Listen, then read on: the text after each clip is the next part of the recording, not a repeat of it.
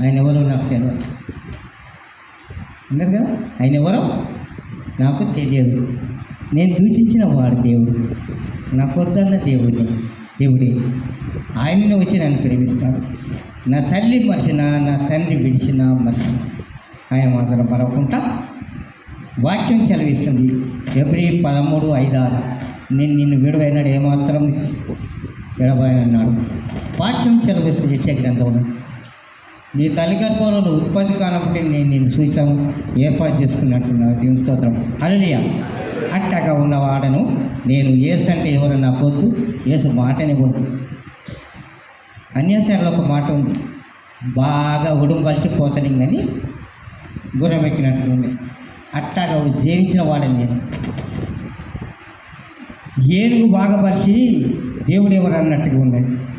అటువంటి వాడని దేవుడు నన్ను పట్టుకొని ఒక ఆయన హైదరాబాద్లో నేను ఇండస్ట్రీ ఏరియాలో ఇంజనీర్ చేతి కింద వర్క్ మీదగా పనిచేస్తున్న వాడని.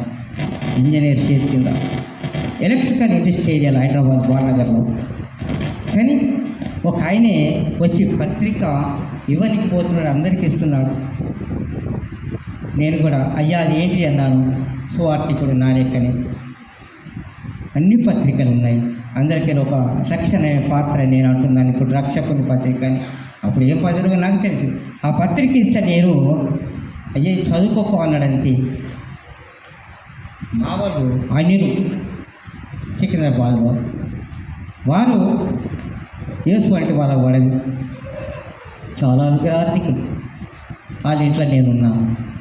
ఈ పత్రిక తీసుకుపోయి జిగుట్లో పెట్టాను. ఆ జిగుట్లో పెట్టిన తర్వాత వాళ్ళకి దీపావళి పండుగ వచ్చింది.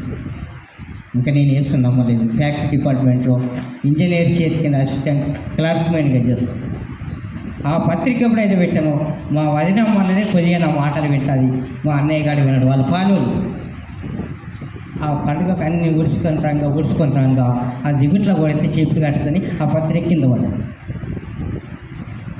ఇట్లా ఊడ్చుకుంటా వస్తాను. మా అన్నయ్య అన్నాడు, గదేం పత్రికని అందులోకి ఊడ్చుకుంటూ వస్తున్నావు అన్నది అన్నాడట. ఏమో నాకు తెలియదు, చదువు రాదు కదా, నాకేం తెలుసు ఇది ఇక్కడి అంటే. ఆ పత్రిక ఇస్తే ఈ పత్రికను మా అన్నయ్య అన్నాడు. మా చిన్నబాబు కొడుకుని పిలిపించి చదివితే ఇది యేసు దేవుని పత్రిక అన్నాడు. ఏం పత్రిక? యేసు దేవుని పత్రిక అని చెప్పినాడు.